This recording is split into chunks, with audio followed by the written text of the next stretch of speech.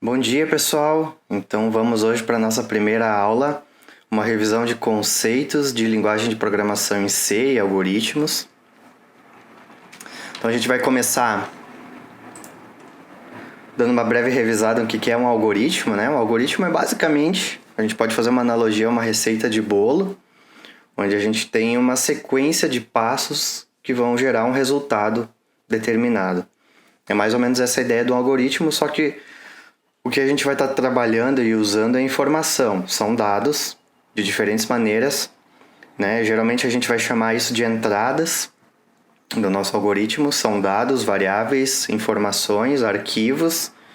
A gente vai fazer algum tipo de processamento com esses arquivos, né? Com esses dados e gerar saídas, geralmente informações processadas para o usuário, né? Então a gente tem uma sequência, né, de etapas de operações matemáticas e lógicas que vão acontecer no processador, né, do computador para isso acontecer. E aí alguns programas vão ter um fluxo bem simples, né, onde o usuário vai entrar com informações, vai ocorrer algum tipo de processamento e vai ter uma saída. A maioria dos exemplos que a gente vai ter aqui são desse tipo, mas a gente também vai ter programas aí onde a gente vai ter o programa num ciclo, com entradas, processamento e saídas, sempre acontecendo, né? De maneira fechada. Um exemplo é um microcontrolador que está controlando um processo, também algum programa de usuário que está controlando alguma coisa, né? Um jogo, por exemplo, é um programa que tem um ciclo fechado aqui, onde tu faz a leitura do teclado, por exemplo, para ver quais teclas o usuário está pressionando, faz o processamento e joga na saída, na tela, então, o jogo e as imagens, né? O som e desse jeito. Então, são bons exemplos. No computador, como é que funciona a execução de um programa? A gente tem basicamente três elementos principais aí para a gente poder desenvolver uma solução no computador. Primeiro é o nosso hardware, que ele está lá no baixo nível, digamos assim, que vai compreender todos os dispositivos de entradas e saídas, que são mouse, teclado, placa de rede, memória, interface de vídeo, o HD, o SSD, o USB, que compreendem isso aí. Acima disso, a gente vai ter o sistema operacional. O sistema operacional ele vai ser responsável por fazer um intermédio, então, entre todos os aplicativos e softwares que o usuário está fazendo uso e o hardware. Então, o sistema operacional ele tem uma série de recursos e para que nossos softwares, nossos aplicativos possam acessar o hardware. Então, ele faz essa interface para facilitar para o desenvolvedor de aplicativos trabalhar com o hardware de uma maneira mais alto nível.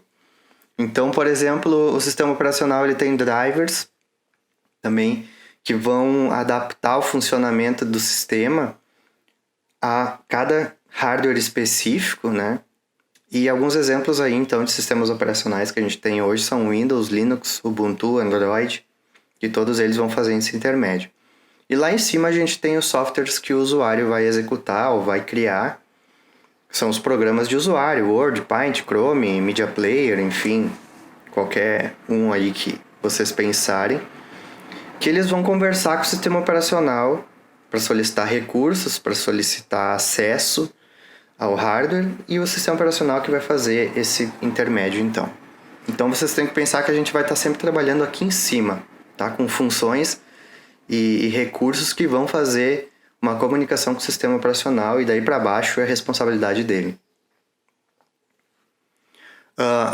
Só para lembrar, por exemplo, se a gente pegar um microcontrolador, um Arduino, né, a gente geralmente já vai estar trabalhando direto em cima do hardware. A gente não vai ter um sistema operacional, não é convencional, até porque são programas mais simples e os recursos são mais simples também. Mas isso a gente vai vendo ao longo das aulas aí também alguns exemplos. Então a gente vai trabalhar com a linguagem C. Ela é uma linguagem que já existe desde 72. Por que trabalhar em C? Porque ela é bastante simples de ser compreendida. Ela é referência para o Java, para o Python, para o MATLAB, em certos, boa parte assim, da linguagem, da descrição dos comandos.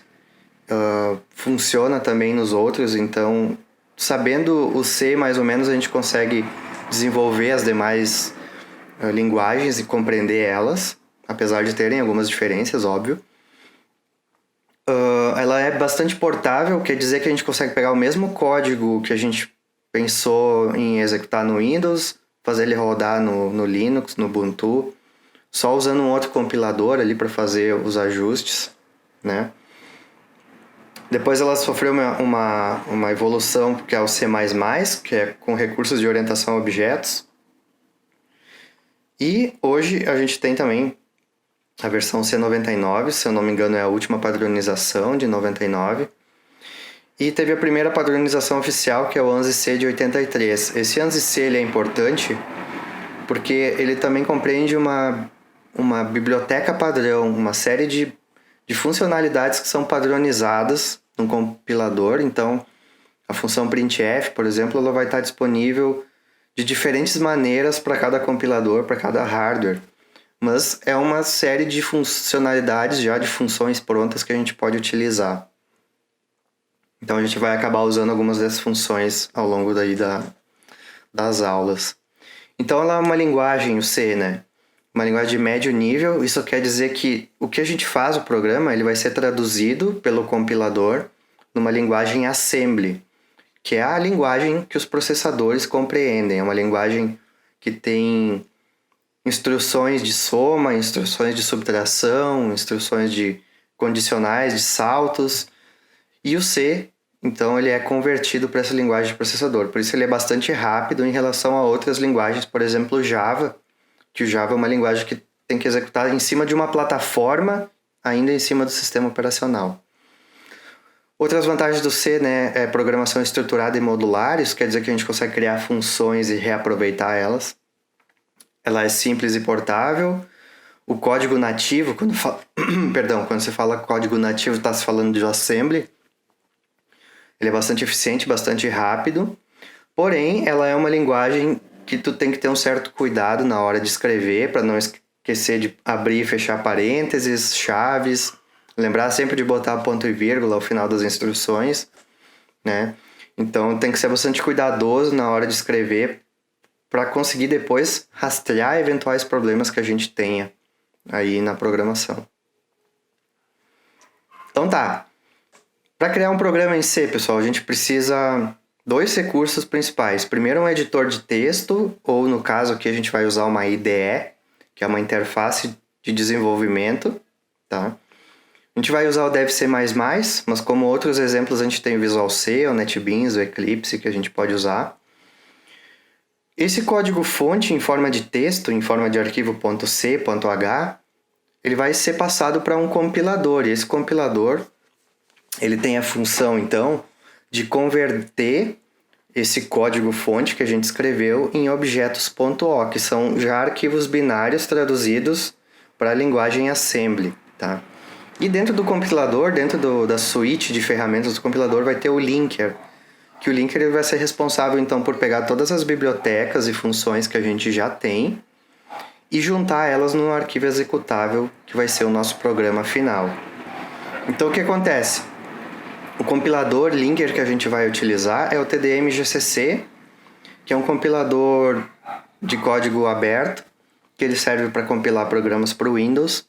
Ele acompanha o DevC++, quando vocês instalarem ele já vai instalar junto, instalação padrão. E ele tem a biblioteca ANSI-C com várias funções aí que a gente vai acabar utilizando ao longo das aulas, principalmente de I/O, né, de entradas e saídas, abrir e fechar arquivo, acessar a data hora do sistema, esse tipo de funções. Imprimir na tela, capturar o teclado, né? Então, para que a gente criar um primeiro programa, pessoal, no DevC++, depois que vocês instalarem, vocês vão dar um novo projeto aqui, abrir aqui a janelinha do DevC++, deixá-la aqui na frente. Vocês vão fazer um novo projeto. Sempre vão trabalhar dentro de um projeto, pessoal, nunca arquivo fonte direto, sempre dentro de um projeto. E aí, cada exercício, cada aula, eu sugiro vocês sempre criarem um projeto novo, tá? Para não misturar. Então, criem aqui um projeto, aplicação de console, essa vai ser a forma que a gente vai trabalhar, né? Projeto C, e vocês vão colocar o nome do projeto. Então, eu vou colocar aqui aula 1, exemplo 1. Esse é o nome do projeto, vou dar um OK aqui. ele vai pedir onde vocês querem salvar. Então, no caso aqui, eu já tinha feito uns testes, eu vou criar uma nova pasta aqui. E vou salvar esse projeto dentro, ó. Aula 1, exemplo 1.dev. O que a gente vê aqui, pessoal? A gente vê o projeto, o escopo, com todos os arquivos que vão fazer parte desse projeto.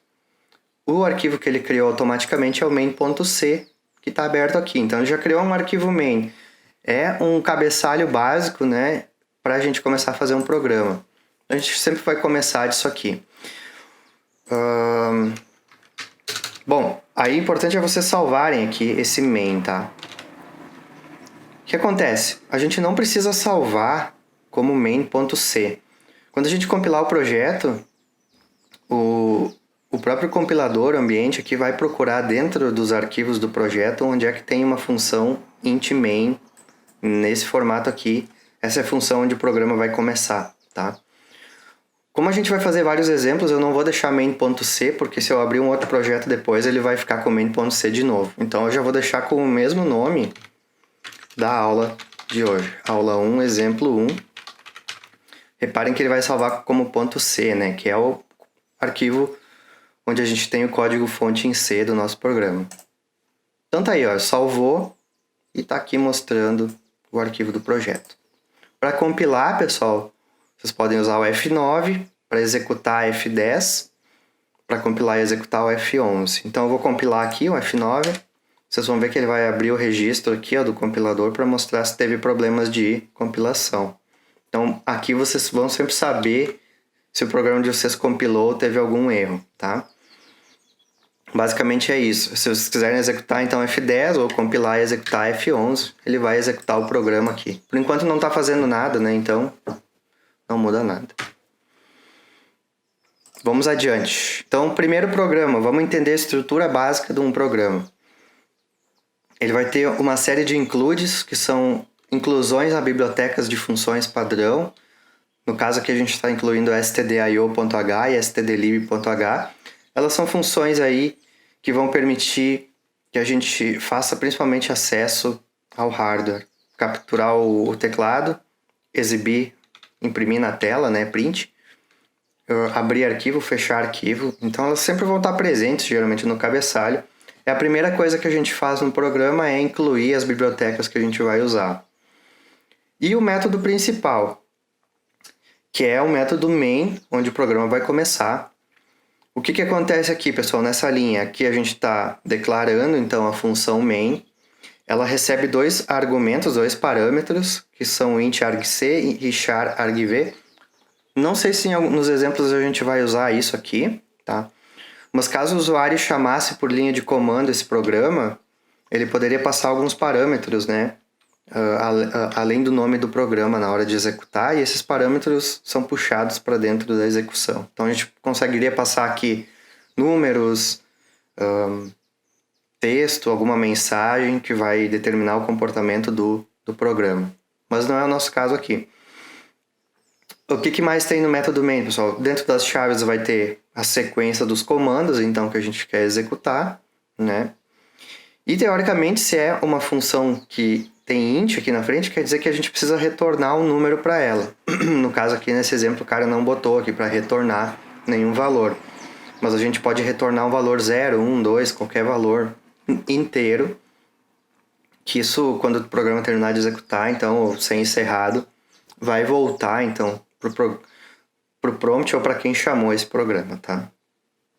Mas eu acho que a gente não vai chegar a usar, mas essa definição de cabeçalho sempre vai ter que estar presente. Outra coisa são os comentários, né? Comentários de 2 barras é um comentário de uma linha, e se for barra asterisco, a gente consegue comentar uma seção de código, né? E depois fechar com asterisco barra. Então, às vezes a gente tem um programa onde a gente fez uma parte do código e não quer deletar ela, quer simplesmente deixar ali de rascunho e tal, coloca comentado, né? E é importante também a gente usar bastante comentários ao longo do código para o código ficar mais legível, para a gente saber o que está acontecendo em cada parte, em cada instrução ou cada bloco do código de comandos, tá? Quanto às variáveis, pessoal, vocês têm que pensar que a memória do computador ela é tipo uma grande planilha do Excel ou de um editor de planilhas, onde cada célula tem 1 byte, tá? E a gente consegue armazenar, manipular o que está nessa memória, nessas células. O que acontece? Então, dentro de um ambiente de compilação de uma linguagem, a gente vai ter certos tipos de variáveis que a gente pode ter que vão servir para diferentes finalidades. Por exemplo, aqui eu deixei alguns exemplos. Variáveis do tipo char, elas geralmente vão ter um tamanho de 1 byte. Se a gente pensar em termos numéricos, né? Se ela for com sinal signed, a gente vai poder gravar valores de menos 128 a 127 nessa variável, ou de 0 a 255, tá? Aqui tá errado. Se ela for unsigned, sem sinal. Short, 2 bytes, int, 4. Isso quer dizer, então, que uma variável int, ela ocupa 4 bytes da memória RAM, toda vez que a gente declara ela. E os números que ela consegue abranger vão de menos 2 bilhões a 2 bilhões, se ela for com sinal, e de 0 a 4 bilhões aí, um pouco mais, se ela for sem sinal. Então, dependendo do tipo de necessidade que a gente tem, a gente pode usar uma ou outra, tá? E o que a gente vai usar aqui também é ponto flutuante, double no caso, que é para os números com vírgula, tá? Para operações que demandam, então, não só números inteiros, mas números com vírgula, números decimais. Então a gente vai usar double. Então basicamente a gente vai usar int double aqui, char, quando a gente estiver trabalhando com caracteres mesmo, tá? Importante lembrar que cada compilador, pessoal, essas variáveis vão ter comprimentos diferentes e funcionalidades diferentes, recursos diferentes para trabalhar com elas. Então a gente tem que estar bastante atento se um int realmente vai ter 4 ou 8 bytes, isso vai mudar de ambiente para ambiente, tá? Mas no caso aqui, se eu não me engano, não deve ser mais, vai ser 4 bytes. Então, cada variável a gente vai usar para armazenar algum número que vai ser importante no nosso processo. É um número que varia, obviamente, ou seja, a gente consegue manipular o que está guardado dentro da variável, né?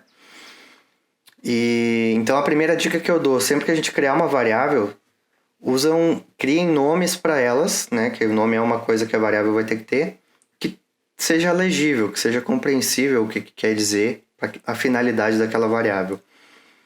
A declaração, então, é quando a gente cria uma nova variável no código. Isso geralmente a gente vai fazer no começo do main, né? A primeira coisa que a gente faz é declarar as variáveis que a gente vai usar. Então, dei alguns exemplos de declarações aqui, ó. A gente pode criar, por exemplo, uma variável inteira chamada contador, sem inicializar ela. Ou a gente já pode inicializar ela com algum valor aqui, dizendo, ó, essa variável contagem atual é um inteiro e começa com o valor 5. A gente pode declarar mais que uma numa linha também dessa forma aqui, tá? Então assim a gente declara. E outra coisa que a gente vai fazer é a atribuição, que é quando a gente modifica o valor que está guardado lá. Então, por exemplo, essa variável contador aqui, se eu quiser atribuir ou modificar o valor dela, eu posso fazer contador recebe 10 ou igual a 10. A gente quer dizer que aquela variável contador tem o valor 10 agora. Ou, por exemplo, uma outra variável chamada total aqui, ela é a soma, então, do contador mais total 2, né? Que é uma outra variável que tem 3 aqui. Então, ela estaria com o valor 13. Então, essas operações são de atribuição de variáveis, que a gente vai precisar manipular bastante variável ao longo de alguns programas para controlar o funcionamento do programa às vezes. Quanto a constantes são qualquer valor que a gente colocar no código como um número qualquer ali. Ele não vai ser uma variável, ele vai ser um valor constante que vai ser atribuído naquela instrução, naquele momento, tá? Então, char, a gente consegue declarar um caractere, né? Entre aspas, simples, qualquer caractere do teclado, né? O /n a gente vai usar bastante, que é um caractere especial, que é o comando de linha nova. Quando a gente for dar um print na tela, a gente vai precisar sempre dar uma linha nova para ele ir para a próxima linha, né? No prompt. Então, /n a gente vai usar bastante, vocês vão ver bastante no código. Int, a gente pode usar os valores inteiros, decimais. A gente pode trabalhar com hexadecimal, que em alguns casos aí vai ser bastante importante, principalmente para o pessoal da automação. É fundamental vocês compreenderem o hexadecimal e saberem transformar números decimais em hexa e também em binário. Esses 3 formatos são super importantes vocês conhecerem. Então, calculadora científica vai permitir que vocês façam essas conversões. E por que é importante? Porque para algumas aplicações, a mudança de um bit numa variável específica, ela implica uma mudança na configuração do funcionamento de um determinado equipamento. Isso acontece bastante com CLP, com microcontrolador, onde a gente vai ter umas posições especiais na memória, que se a gente mudar, a gente vai configurar um periférico diferente, a gente vai determinar se um pino do microcontrolador é uma entrada ou uma saída, tá? Então é fundamental saberem hexadecimal bem, tá? E double, então, que a gente pode representar por um número sem vírgula, com o número com o ponto como indicador decimal, não é a vírgula, tá? Isso é importante, na linguagem C é sempre ponto. E também na denotação exponencial, né? 4,53 vezes 10 na menos 4. A gente vai representar dessa forma.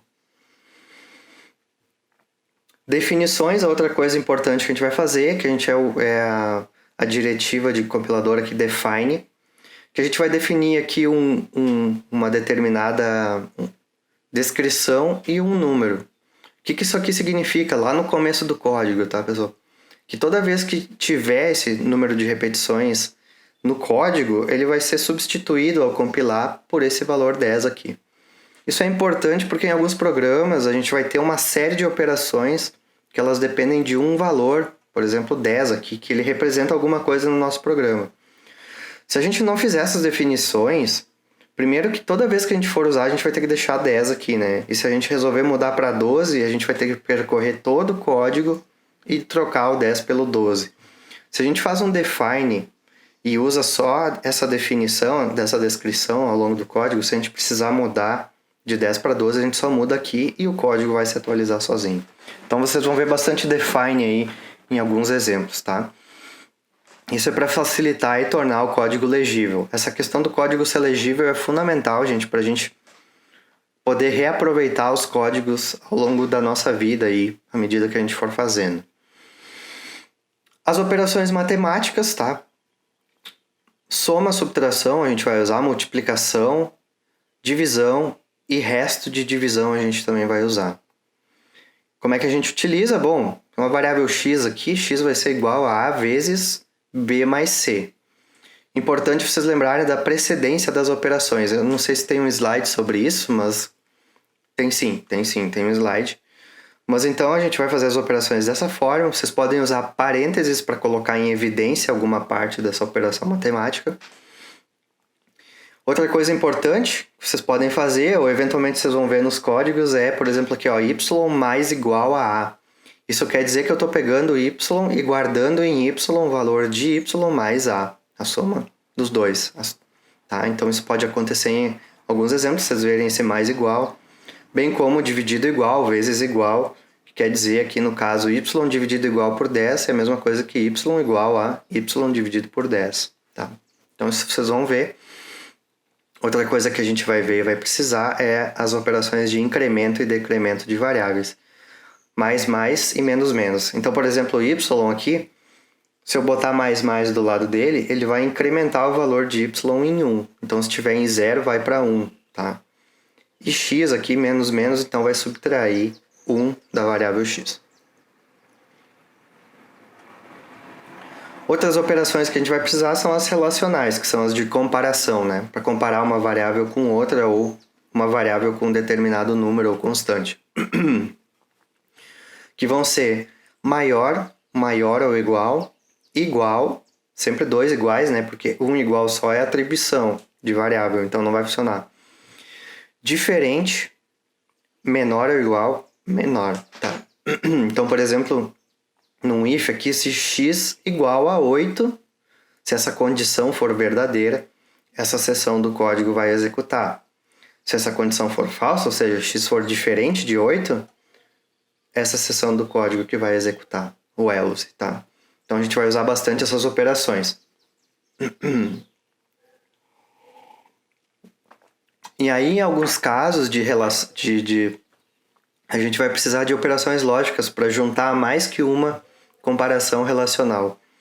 Então, por exemplo, se eu quiser que uma determinada seção do código só execute quando, por exemplo, x for igual a 8 e y igual a 9. Somente nesse caso essa seção vai ser executada. Então, olha só, a gente faz uma comparação, coloca um e aqui e a outra comparação. Outro exemplo que a gente vai usar bastante é o ou. Basicamente essas duas aqui nessas aulas. Então, nesse caso aqui, nesse segundo exemplo de if, se x for 8 ou y for 9, essa seção do código vai executar. Tá? Então, a gente consegue ir jogando essas condições aí, de acordo com o que a gente precisa executar no código. Precedência das operações. Tudo que está entre parênteses vai ser executado primeiro numa linha, numa determinada instrução, que nem eu mostrei aqui nesse exemplo. Então, primeiro vai fazer a soma de B com C e depois a multiplicação. Depois, multiplicação, divisão e resto de divisão e depois soma e subtração. Então, tenham bastante cuidado quando vocês forem fazer uma atribuição, né, uma linha de código que tem várias operações matemáticas para ter certeza que vocês estão colocando as coisas na ordem certa. A gente vai usar bastante if e else, né? O if, então, é para fazer um teste de uma determinada condição e executar uma certa seção do código. E o else, então, caso essa condição for falsa, vai executar o else. Um if não necessariamente precisa ter um else, tá? Pode ser só um if sozinho. Lembre-se de sempre abrir e fechar chaves, né? Todos eles. A condição tem que estar sempre entre parênteses. E que mais? Às vezes a gente pode ter um if, else, que a gente vai ver um caso aí no primeiro exemplo. Depois, estruturas de repetição, são estruturas que vão se repetir, é uma seção do código que repete até uma determinada condição for verdadeira ou falsa, enquanto uma condição for verdadeira ou falsa, né? Depende de como a gente escreve. Mas a gente vai usar o while e o for. Essas duas a gente vai usar de estruturas. Então é bom vocês terem um bom domínio aí do for e compreender bem como ele funciona. O while, pessoal, ele vai executar uma seção do código enquanto uma condição for verdadeira. Então, por exemplo, aqui, ó, eu declarei uma variável x igual a 0 e eu fiz um while aqui enquanto x for menor que 10. Então tá, x vai começar com 0. 0 é menor que 10, isso aqui vai dar verdadeiro, vai dar 1, vai executar essa seção do código. Vai imprimir na tela o valor de x, vai incrementar o valor de x. X vai para 1. 1 é menor que 10? Sim, executa de novo. 2, 3, 4, 5, 6, 7, 8, 9, 10. 10 é menor que 10? Não. Essa condição é falsa, cai fora do while. Terminou de executar essa seção do código. Tá? Então ele vai executar enquanto uma condição for verdadeira. Enquanto que o for, ele tem mais ou menos a mesma ideia, tá? Só que o for, ele é bem definido o término dele. Aqui, eventualmente, a gente pode o while usar, fazer um laço infinito para sempre, tá? Enquanto que no for, a gente faz um laço com uma definição de término menor. Então, olha só, para x começando em 0, então, ou seja, aqui é uma inicialização, x menor que 10 é a condição de parada, né? A condição, então, para ele encerrar o código, x++ é a condição de... É o incremento, é a operação de incremento da variável x. Isso quer dizer o quê? Que eu vou executar esse laço for com x começando em 0 até que x seja menor que 10. E toda vez que esse laço executar uma vez, eu incremento o valor de x. Então é mais ou menos o que vai acontecer no while aqui no for. Mas a gente sempre vai tentar usar o for primeiro, tá? Porque ele é mais fácil de controlar. Então, x vai começar em 0, vai imprimir 0 na tela, vai incrementar o x igual a 1, aí testa a condição, 1 é menor que 10, então continua verdadeiro. Imprime 1, imprime 2, 3, 4, 5, 6, 7, 8, 9... Quando x for para 10, 10 é menor que 10, então 10 menor que 10 é falso, né? Então vai cortar o laço fora aqui, não vai mais executar. Então, olha só, quantas vezes vai executar esse laço desse jeito? 10 vezes. 0, x igual a 0, 1, 2, 3, 4, 5, 6, 7, 8, 9. Quando x for 10, não executa mais. Então, isso aqui executa 10 vezes. Então, é receita de bolo. Preciso que o meu for execute 5 vezes, vai colocar iniciando em 0, vai terminar com o valor 5, então. Vai executar 0, 1, 2, 3, 4, tá? Outra estrutura que a gente vai usar é a estrutura que se chama switch, pessoal. Ela é um if um pouco mais bonito quando a gente tem uma série de condições a serem testadas. Então, olha só, tem uma variável x aqui que eu preciso testar ela. Eu vou fazer um switch dessa variável, abre as chaves, fecha as chaves. E aí eu vou ter vários cases aqui, que são casos, né? Caso x for igual a 1, executa essa parte do código, quebra. Então, toda vez que x for 1, né, ou em alguma condição da operação x for 1, vai executar essa parte do código e vai quebrar. Ou seja, terminou o laço do switch. Terminou o teste do switch, né? Caso x igual a 5, imprime então 5 aqui, terminou o switch. Tá, mas se x for 4, eu não botei um caso para ele. Aí ele vai ir para o caso padrão, que é o default. Então, o que vocês colocarem dentro do default aqui, vai executar toda vez que não tiver um case específico para um determinado valor da variável x. Então, aqui dentro desse default, vocês vão colocar. Prestem atenção, ó, case, o valor, 2 pontos, tá? Dá uma linha nova, as instruções todas que vão ter ali dentro dessa seção do código e um break para cortar esse case. Se vocês não cortarem esse case, ele vai executar os próximos cases e aí vai esculhambar o código. Então, sempre peguem uma estrutura prontinha e vão adaptando. Funções de saída, pessoal, funções para mostrar na tela, né, na interface, informações para o usuário, que a gente vai usar para exibir no prompt que informações para o usuário. Printf é a função que a gente usa. É impressão formatada que a gente chama, perdão, o nome dessa função.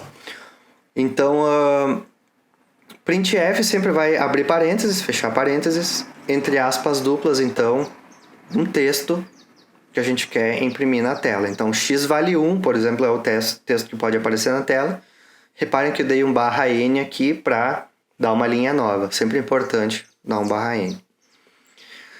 Se vocês querem imprimir um texto com uma variável, junto o número dela, tipo, eu quero mostrar o valor de x na tela.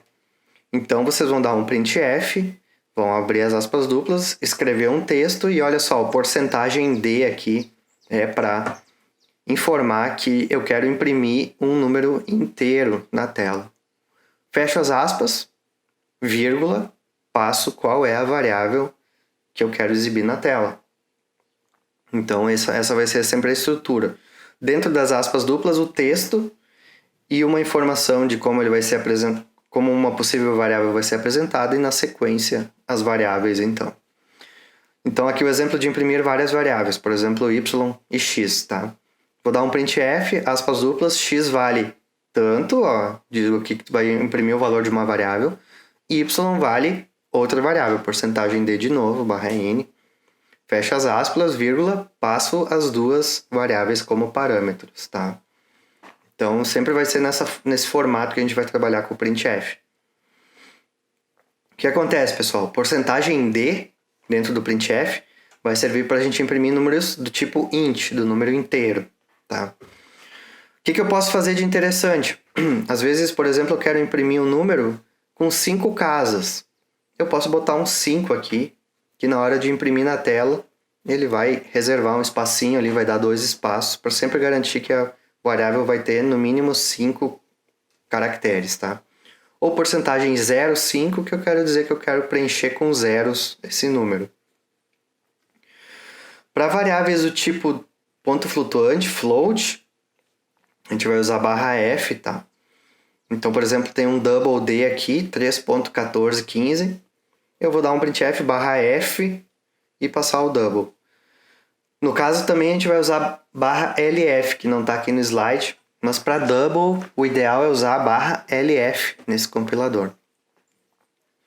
A gente vai usar /c para imprimir um caractere, /x para exibir o valor de uma variável em hexadecimal, /s para imprimir cadeias de caracteres, mas a gente vai chegar lá. Então, mesma coisa aqui, ó, para double, a gente consegue dizer quantos dígitos a gente quer que o número tenha, quantas casas depois da vírgula, ou quantos dígitos e casas depois da vírgula, né? E preencher com zeros os campos, tá? Então, vocês vão poder usar essas opções de saída formatada. Isso também vai estar disponível em outros ambientes, por exemplo, para o Arduino. Funções de entrada, pessoal, são para a gente capturar, então, informações que o usuário está digitando no prompt, na tela, tá? Então, mesma coisa, a gente vai usar porcentagem D, porcentagem F, porcentagem LF, porcentagem C, porcentagem S para capturar os diferentes tipos de dados que o usuário está passando no prompt. Então, por exemplo, eu quero pegar e guardar num valor de uma variável i inteira o que o usuário digitou na tela. Tipo, tu pediu para o usuário digitar um número, tá? Digite um número, tu vai lá, coloca esse número. Então, a gente vai usar a função scanf para isso. A gente dá uma scanf, abre parênteses, né? Entre aspas duplas, a gente vai colocar o tipo de variável que a gente está lendo, vai botar a vírgula e vai passar o endereço da variável onde a gente quer guardar essa leitura do teclado.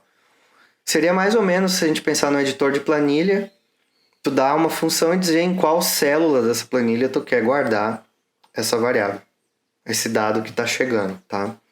Então pense que isso aqui é uma função para acessar um espaço específico da memória RAM para guardar lá dentro esse valor.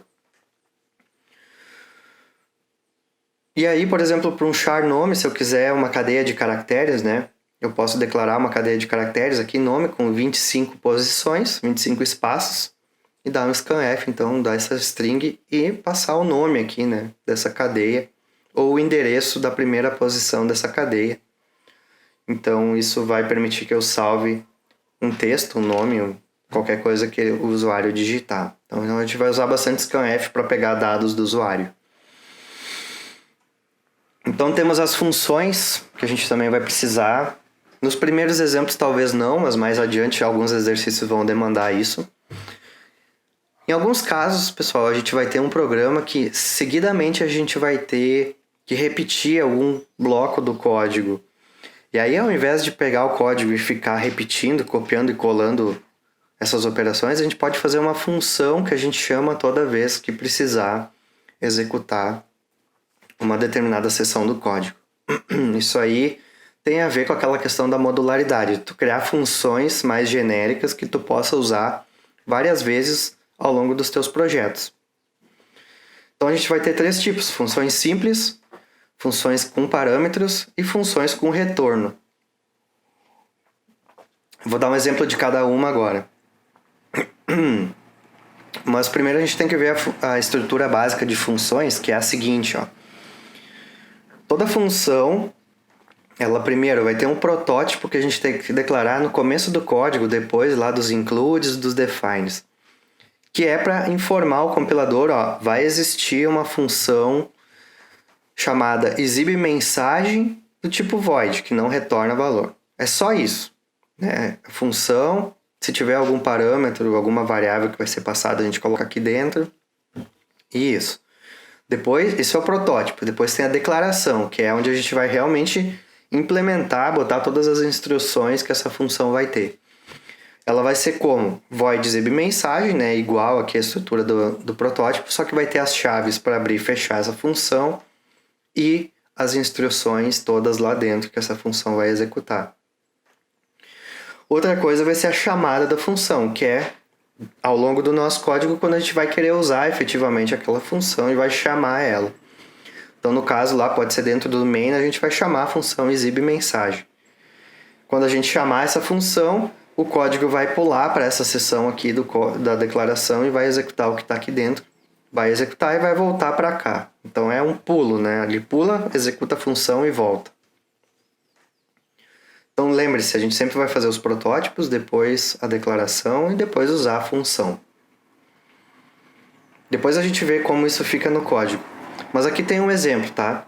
Uma função simples, é uma função que tu vai chamar, tu não vai passar nenhum parâmetro para ela, nenhum dado para ela, e ela não vai retornar para ti nenhum parâmetro também.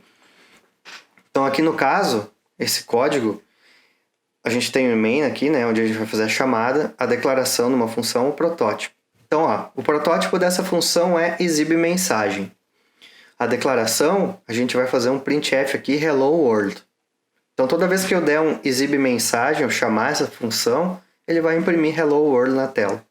E lá dentro do main, eu faço a chamada dessa função, ó, bem simples, e ele vai imprimir na tela hello world. Vocês podem testar isso aí, sugiro vocês testarem, copiem e colem isso aqui lá no código, tentem executar, tá? No seu projeto. Outra função importante que a gente vai usar são funções com parâmetros. Funções com parâmetros permitem que a gente possa mandar um valor para essa função fazer alguma coisa com esse valor. Então, dá uma olhada aqui, ó. Agora o protótipo da nossa função é exibe valor.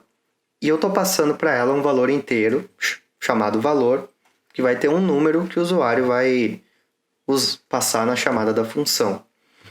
Na declaração da função aqui, exibe valor, também, né? Está recebendo valor e olha só, quando eu vou imprimir um número na tela, eu posso chamar essa variável que foi recebida.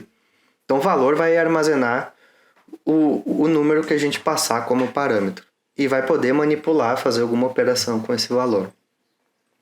A função é void, então ela não retorna nada, né? E aqui na chamada da função main, olha só, estou chamando exibe valor e passando o valor 456. Então esse programa, se eu executar, ele vai imprimir 456 na tela, né? Porque eu chamei a função, ela veio para cá, o valor guardou 456 e botou aqui, tá? Outra função que a gente vai ter é a função com retorno, então.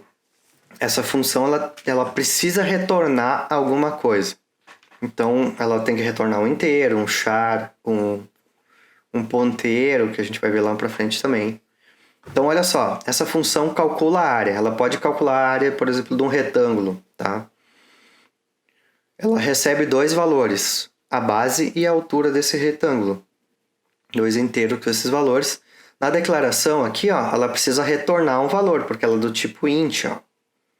Então, a gente precisa retornar alguma coisa, eu estou retornando base vezes altura, né? Que são as duas variáveis que eu passei. Certo? Então, sempre tem que ter o return. Se vocês tentarem compilar uma função dessa sem return, vai dar erro. Tem que retornar um valor. Aqui vocês podem declarar alguma outra variável, tipo área dentro, int área, depois fazer a área igual a base vezes a altura, né? E aí retornar, então, a área. Isso dá para fazer. E na chamada da função lá, dentro do main, olha só, int área recebe e calcula a área 5 e 8. O que vai acontecer nessa linha? Vou chamar a função calcula a área, passando 5 e 8, que são base e altura. Ele vai fazer base vezes altura, 5 vezes 8 vai dar 40 e vai retornar 40 para cá. Int área 40. Então, dentro da variável área, perdão, que eu declarei aqui, vai estar guardado 40. E eu mandei imprimir na tela, então, essa área. Então, façam esses 3 exemplos aí, tá? Para vocês testarem. O que mais, pessoal? Quase chegando ao fim agora da nossa aula de revisão, tá? Biblioteca padrão ANSI-C, então, ela vai ser uma série de bibliotecas, que são aqueles includes que vocês viram lá no começo do código. Aqui tem algumas delas, né? stdio, stdlib são as principais, a gente sempre vai manter no código. Mas tem a string.h, que é para manipular texto, cadeias de caracteres, perdão. Mat.h, que tem funções matemáticas, né? Então a gente sempre vai dar um include lá no começo das bibliotecas que a gente precisa para isso. Bibliotecas importantes, então a stdio eu já falei, ela tem uma série de funções de entrada e saída para interagir com o usuário, para acessar o hardware, né? Printf, scanf são as principais, mas tem, por exemplo, a getChar, que é uma função para pegar um caractere que o cara digitar na tela. Então, por exemplo, char_c recebe getChar, isso aqui vai ficar esperando o caractere o usuário digitar um caractere e dar um enter, e aí ele vai salvar qual caractere foi digitado. Por exemplo, se eu apertar um A minúsculo no teclado, ele vai salvar dentro de char_c esse caractere, tá? stdlib, então funções diversas aí do sistema. Rand, para gerar números aleatórios. Atoy, atof, ftoa, acho que tem, itoa, que são funções para converter cadeias de caracteres em números e vice-versa. Então, às vezes, o cara vai digitar no teclado uma cadeia de caracteres ou vai estar guardado numa variável um número em forma de caracteres e tu precisa traduzir para um número inteiro ou double, né? Então, a gente vai usar. System, pessoal, é uma chamada de sistema para, por exemplo, vocês vão ver nos códigos aí um pause, que é para o programa dar uma parada até o usuário pressionar alguma tecla. Função exit, que é para encerrar o programa naquele ponto. Vocês vão ver que isso tem bastante também. Então, toda vez que tem a função exit, ele já avisa para o sistema que o programa está terminando naquele ponto. Então, a gente pode cortar, encerrar a execução. Outras funções é que a gente vai ter a malloc free, que são para alocação de memória, que a gente vai precisar mais adiante. E na função mat, tem funções trigonométricas, aí seno, cosseno, tangente, raiz quadrada, entre outras, tá? Potência, que a gente vai precisar. Lembrando que todas as funções trigonométricas elas funcionam em radianos e não em graus. Então, se a gente quiser fazer lá o cosseno de 90 graus, a gente primeiro tem que converter esse 90 graus para radianos, tá?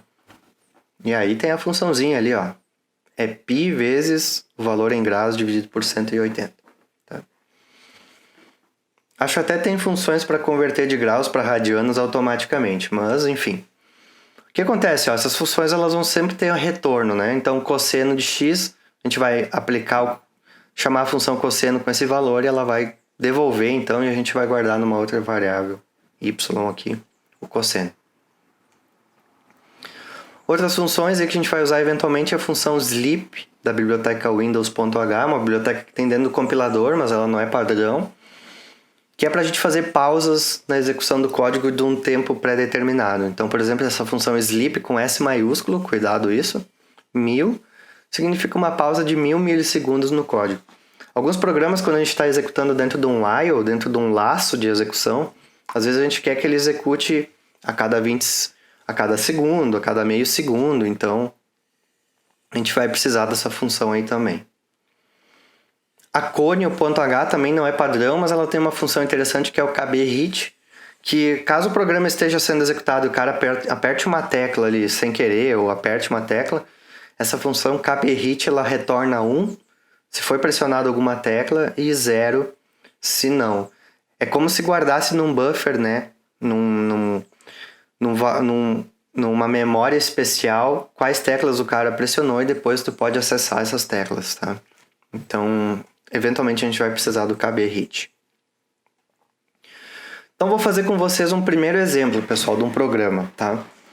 Lembrando que, então, a gente vai trabalhar principalmente com problemas onde o usuário vai entrar com uma série de informações, de dados ou variáveis, a gente vai fazer um processamento e gerar uma saída, tá? Então, o exemplo mais clássico aí é da Bhaskara, que vocês não aguentam mais, né? Não serve para nada, não sei o quê. E a gente vai fazer um exemplo, então, do uso de uma Bhaskara para a gente poder fazer uma analogia boa. Então, a Bhaskara basicamente é para a gente achar as raízes de uma equação de segundo grau, tá? A equação de segundo grau ela sempre vai ter essa forma aqui, ou a gente vai ter que chegar nessa forma, ax² mais bx mais c igual a 0, né? Então, sempre vai ter um elemento multiplicado por x², um elemento multiplicado por x, mais uma constante. E aí, para determinar as raízes, né, a fórmula clássica da Bhaskara é: as raízes vão ser menos b, mais ou menos a raiz de b² menos 4ac sobre 2a. Essas são as raízes. Então, um programa para determinar a Bhaskara, para determinar as raízes, ele precisa receber do usuário 3 informações, que é o valor de a, b e c, né, que são as entradas, então, e ele vai retornar os valores das raízes, que é x1 e x2, porque aqui é mais, então uma raiz é uma soma e outra com a subtração. Então, as saídas vão ser esses dois valores de x. Agora vamos dar uma pensada assim, o seguinte, pessoal. Para a gente fazer qualquer programa, a gente vai ter uma sequência de passos que tem que ser executada para fazer esse processamento dar certo, né? Então é muito importante a gente entender uma sequência de passos, um fluxograma, né, para que vai determinar todas as etapas aí para resolver qualquer problema e de como a gente vai manipular as informações. Então é que nem pensar num processo industrial, num processo de compra de uma casa, tem uma sequência de passos que tem que ser executada para a gente chegar no resultado final. Então eu deixei um link aqui, ó, caso vocês queiram abrir, eu vou abrir aqui, do Brasil Escola, que tem uma explicação sobre a fórmula de Bhaskara. Vamos dar uma olhadinha rapidamente. Então a fórmula de Bhaskara, né, é um método para encontrar as raízes de uma equação de segundo grau, blá blá blá. Ela tem que ser escrita da seguinte forma, equação de segundo grau, né, x mais bx mais c igual a zero. Aí tem aqui um desenho que o cara fez com todas as fórmulas e tal. Como resolver as equações, pessoal? Então, primeira etapa que ele diz aqui é calcular o discriminante. Na verdade, discriminante também é chamada de delta, e o delta é o termo que vai dentro da equação da raiz aqui, o b ao quadrado menos 4ac. Por que a gente precisa calcular esse delta ou o discriminante? Se delta for menor que zero, pessoal, a equação não possui resultados reais. Raiz de número negativo não existe. Então, não possui resultados reais, quer dizer que não tem como calcular as raízes, né, se não forem com números complexos. Se delta for igual a zero, quer dizer que só tem uma raiz. Então, não faz sentido a gente mostrar para o usuário na tela, na saída, que tem duas raízes, só tem uma, então a gente tem que só imprimir uma delas. Se for menor que zero, nesse problema aqui, a gente vai imprimir na tela que não possui raízes reais esse problema, tá? E se delta for maior que zero, quer dizer que possui mais de uma raiz, ou seja, duas raízes, essa equação. Isso vai depender aqui dessa parábola, né? De onde ela passa, onde ela corta o eixo x. Então, olha só, vocês estão vendo que tem três condições, né? If delta menor que zero, imprime na tela que não possui resultados reais. If delta igual a zero, imprime ou calcula, né, só a primeira raiz. If delta maior que zero, então imprime e calcula as duas raízes. Então vocês estão vendo aqui o uso bem tranquilo de um if-else para a gente poder trabalhar, tá? Para a gente poder definir o comportamento do nosso programa e das saídas. Então, primeira coisa que a gente vai ter que fazer é calcular o discriminante. Substituir, então, uma vez que a gente sabe quantas raízes tem, substituir o discriminante na fórmula e daí determinar as raízes, tá? Então vamos lá, vamos fazer esse código junto. Eu vou pegar aqui e fazer um novo projeto. Novo projeto, aplicação de console, aula 1, nome do projeto, Bhaskara. Aí ele pediu para fechar o projeto anterior, iniciar um novo. Eu vou dizer que sim, salvo aqui. Ó, aula 1 Bhaskara vai ser o nome do projeto, .dev. E ele criou um main de novo aqui, ó. Mas vamos salvar, dar um Ctrl S e salvar como aula 1 Bhaskara.c. Então assim, pessoal, quando vocês forem reabrir também programas antigos, lembrem-se de sempre abrir o projeto e não o C, não o arquivo C. Trabalhem sempre dentro de um projeto, tá? Então vamos fazer o nosso programa de Bhaskara. Vou maximizar aqui a tela. Primeira coisa, vou fazer uns comentários aqui da estrutura. Entradas, pegar o A, B e C do usuário. A forma que vocês fazerem as entradas ou como vocês pedem as informações fica a critério de vocês. Eu vou tentar fazer o mais simples possível aqui para poupar o tempo. Mas façam esse exemplo, acompanhem ele, pausem o vídeo se precisar, enfim. Informou A, B e C, pessoal. O que a gente precisa fazer? Calcular a discriminante. Ou delta, né? Vamos chamar de delta. E depois, então, testar o delta, né? Para ver se tem raízes, se não tem. E aí, nesses testes, então, calcular as raízes. E depois, imprimir as raízes. Ou testar o delta, calcular as raízes e imprimir as raízes. Você tem que pensar, pessoal, que vocês podem programar qualquer problema aos poucos. Vocês não precisam ter a visão geral de como vocês vão solucionar todo o problema de cara, porque vocês vão ver que à medida que vocês vão desenvolvendo o código, vocês vão chegando a algumas questões que vocês vão ter que resolver na hora, às vezes voltar um pouco, reestruturar. Não vai cair do céu a solução completa de um problema, até porque vocês vão descobrir muita coisa ao longo do processo de programação. Então, não precisem ficar preocupados assim, meu Deus, eu não sei fazer, eu nunca vou conseguir fazer isso. Calma, quebra o problema em pequenas etapas. A primeira etapa, nesse caso, é A, B e C. Foquem em ler do usuário os dados. Então, olha só. Se a gente quer receber a leitura de A, B e C do usuário, a gente primeiro precisa guardar essas variáveis, né? Então, a gente vai ter que fazer as declarações das variáveis que a gente vai usar aqui no começo do código. É difícil falar e programar ao mesmo tempo que a gente começa a escrever na tela o que está pensando. Então, olha só, declarações das variáveis. Vamos trabalhar com double, com ponto flutuante, double A, B e C, que é onde eu vou guardar os campos da equação de segundo grau.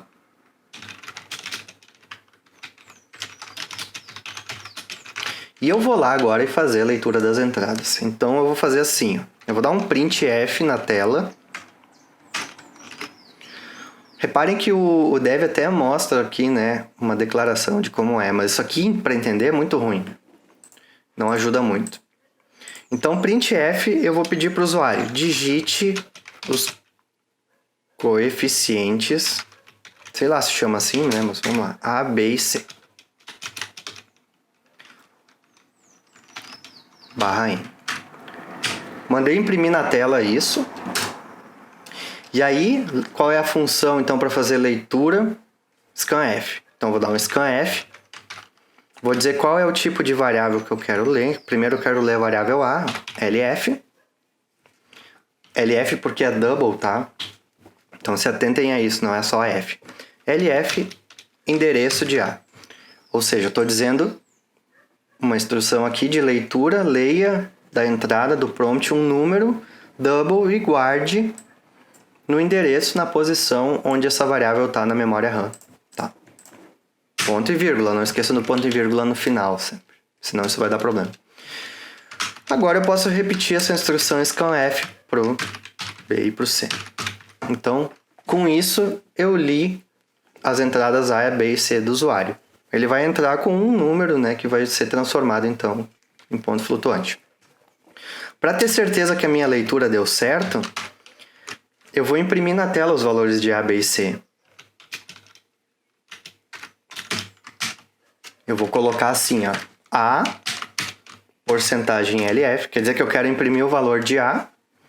Posso dar um espaço aqui, colocar o B e botar o porcentagem LF. E o C e botar o porcentagem LF. Então eu estou dizendo, ó, quero imprimir na tela formatado A dois pontos barra um número, espaço B dois pontos, espaço outro número, espaço C dois pontos, espaço outro número. O que faltou?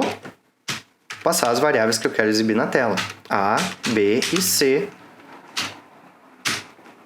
Com isso, pessoal, eu estou então fazendo a leitura e exibindo na tela. Vou compilar e executar isso aqui com F11 para ver se vai funcionar, tá? Então, ó, compilou, não deu nenhum erro, pode ver que já abriu aqui a tela para a gente entrar com os coeficientes. Ele está esperando, então, né, no primeiro scanf aqui. O programa está exatamente aqui, esperando o usuário digitar. Deixa eu pegar aqui os coeficientes que foram usados no exemplo. X ao quadrado mais 12 menos 13. Então, 1 mais 12 e menos 13 os coeficientes. 1, 12 e menos 13. Então, ó, ele fez o scanf do 1, guardou em A, scanf do B, 12, guardou em B, scanf do 13, menos 13, perdão, guardou em C. E o print aqui, ó, printou A vale 1, B vale 12, C menos 13. Então, beleza, as entradas, os dados que a gente precisa já estão aí. Agora precisamos calcular o delta. Opa!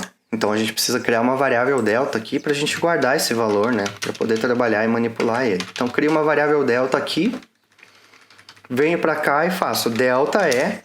Qual é que é o valor de delta? é b ao quadrado menos 4ac. Opa! Então, b ao quadrado, pessoal, a gente pode fazer b vezes b, né? Menos 4 vezes a vezes c. Preciso me preocupar com precedência de operações aqui? Não, ó, ele vai fazer b vezes b, 4 vezes a vezes c, depois vai subtrair um do outro. Beleza, temos o valor de delta. Vamos imprimir aqui o valor de delta na tela para ver se deu certo. É sempre importante a gente ir imprimindo as coisas para ver se vai funcionar.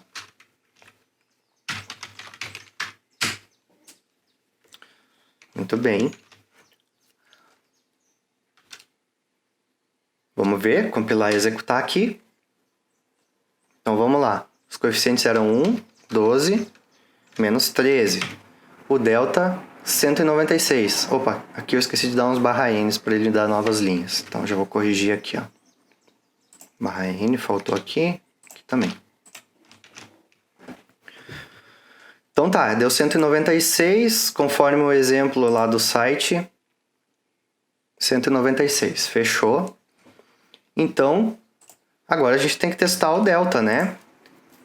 Então nós vamos fazer uma série de ifs aqui, ó. If delta menor que zero. O que quer dizer isso? Não possui raízes reais, né? Então eu posso imprimir na tela aqui, print, não possui raízes reais. Não vou usar acentos, tá? Pontuação.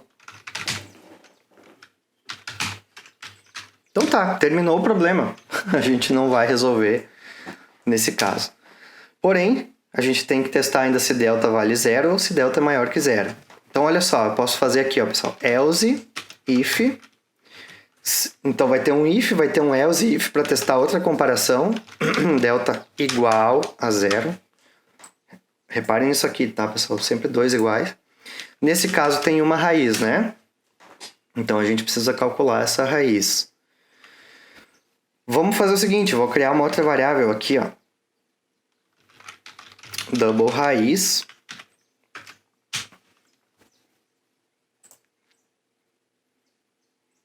Deixa eu fazer o seguinte. Eu vou criar x1 e x2, que são as raízes. Raiz x1, raiz x2. Busquem sempre declarar as variáveis com nomes que permitam que o código de vocês fique legível, tá? Então, nesse caso, só tem uma raiz, pessoal. Então, raiz x1, nesse caso aqui, vai receber menos b. Deixa eu pensar uma coisa. Já vou fazer um negócio aqui, pessoal, que a gente vai usar também. Raiz delta, tá? Declarar outra variável, raiz delta, que vai guardar a raiz aqui do delta, que eu já vou precisar depois igual, que é a raiz de menos b vezes de b ao quadrado menos 4ac. Então, raiz delta aqui, ó, recebe sqrt, que é raiz quadrada de delta. Por que eu estou fazendo isso aqui? Porque às vezes o compilador ele é meio trambiqueiro, a gente não tem controle muito do que ele faz por trás, e às vezes ele se atrapalha nessas operações. Só que se eu quero usar o sqrt, pessoal, eu preciso incluir a biblioteca mat.h aqui. Então, ó, include mat.h. Calculei a raiz de delta, então agora olha só, a raiz de x1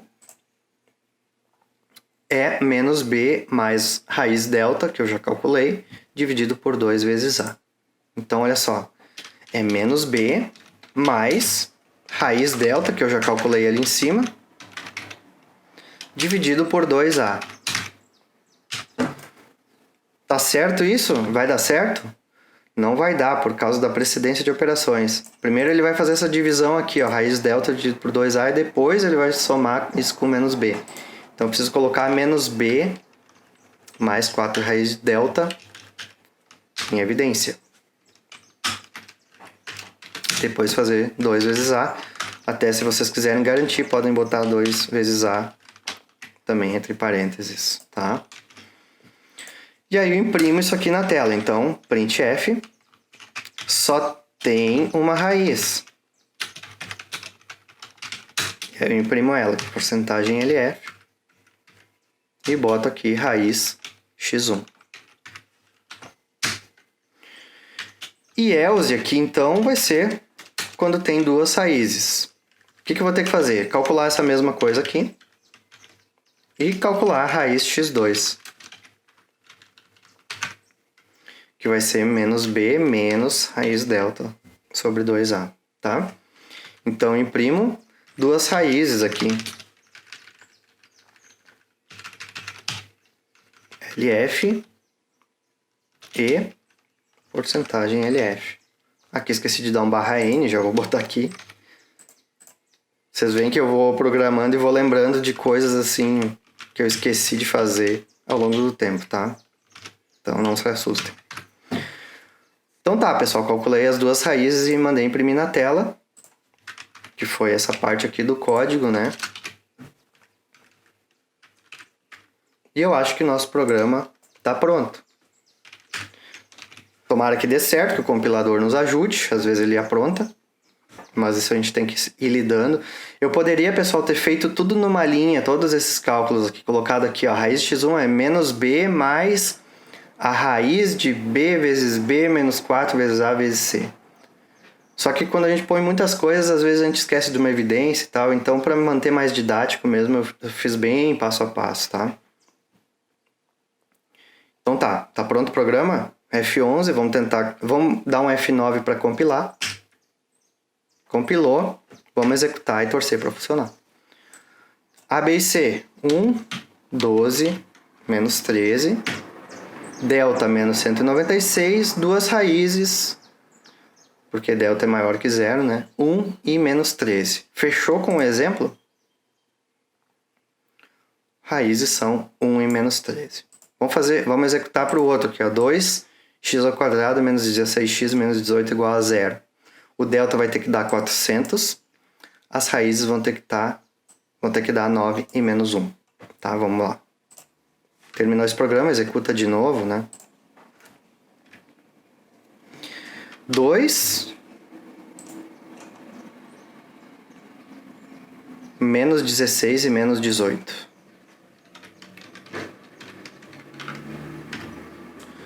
Delta deu 400, raízes 9 e menos 1. Tá? Então fechou o nosso programa aqui da Bhaskara, o primeiro exemplo. Espero que vocês tenham feito ao longo, né, da minha explicação. Façam junto, pessoal, porque não basta vocês assistirem o vídeo. Vocês têm que botar a mão na massa, tem que passar pelos perrengues, tem que digitar, que essa é a forma da gente memorizar. Quando a gente passa do que a gente viu pro que a gente faz na prática, tá? Então essa é a forma de memorizar. Tá, pessoal? Então esse é o exemplo. Nesse momento aqui eu deixo o código inteiro para vocês. Então se vocês quiserem pausar o vídeo aqui para olhar e poder comparar esse com o que vocês estão fazendo, tá? E vamos dar uma olhada nos dois exercícios que vocês vão ter que fazer agora. Então o exercício 1A, ele vai ser um exercício mais ou menos a mesma ideia, que a ideia é calcular pontos de uma reta. Uma reta ela sempre vai ter uma equação da fórmula y igual a x mais b, né? Então a ideia aqui é que o usuário entre com dois parâmetros, pessoal, o valor de a e b dessa equação. Então vocês vão ter que pedir para o usuário, digite o valor de a, digite o valor de b, vocês vão dar os scanfs, e a gente vai ter que imprimir na tela todos os valores de y no intervalo de 0 a 10. Ou seja, vocês vão ter que imprimir o valor de y quando x vale 0. 1, 2, 3, 4, 5, 6, 7, 8, 9, 10. Então vocês vão usar um laço for para isso. Vocês vão fazer um laço for que vai de 0 até 11, né? Porque tem que repetir de 0 a 10. Então são 11 valores que vocês vão ter que calcular. E vocês vão ter que exibir então na tela para o usuário isso aqui, ó. Quando x vale 0, y vale 2. Quando x vale 1, y vale 4. Quando x vale 2, y vale 6. Então, dentro do próprio laço for, vocês vão imprimir na tela os valores de y, tá? Entenderam? Espero que sim. Depois vocês me perguntem aí na aula, caso vocês tenham dúvidas. Mas, basicamente, esse é o processo. As entradas, que são os valores de A e B da equação, dos coeficientes. E aí depois um laço for, onde vocês vão imprimindo na tela todos os pontos. Tá? Então esse é o exemplo, esse é o exercício 1A. O exercício 1B ele já é um pouco diferente. A ideia é vocês passarem 2 pontos dessa reta, ponto x e y, ponto x e y, x1, y1, x2, y2, e vocês vão ter que apresentar para o usuário qual é a equação da reta para ele. Então, nesse caso, as entradas, pessoal, são 2 pontos. Ponto 1, x1, y1, ponto 2, x2, y2, que vocês vão pegar aqui, por exemplo, nesse gráfico para testar. No caso aqui, o usuário entrou com os pontos 4 e 30 e 10 e 60. E vocês vão ter que descobrir os coeficientes A e B no programa de vocês e exibir qual é que é a equação dessa reta, tá? Então, esse é um pouquinho mais desafiador, mas não é tanto também. É só a gente pensar um pouco na questão matemática, como é que a gente calcula a reta, né? Como é que a gente isola esses termos, como é que a gente calcula o valor de A e de B, né? A gente vai ter que calcular um delta aí. E o B é uma constante, que é o valor de y quando x vale 0. Então, bom trabalho para vocês fazendo esses 2 exercícios e a gente conversa aí na aula no Meet, tá? Na nossa reuniãozinha, no nosso encontro. E aí lembro que vai estar aberto a entrega desses exercícios. Vocês podem fazer também a discussão abrindo outras salas, conversando entre vocês, compartilhando, trocando ideias. O importante é vocês fazerem cada um o seu código, mesmo que fique um pouco parecido. Lembre-se de colocar os comentários e tudo mais, tá? Tentem entender bem. Se vocês não entenderem uma seção do código, pessoal, não copiem simplesmente na loucura. Estudem, tentem entender e fazer os seus. Eu acho que a forma principal de se aprender a programar é escrevendo, né, o seu código e traduzindo ele. Certo, pessoal? Então, um bom trabalho aí nessa primeira aula e até a próxima.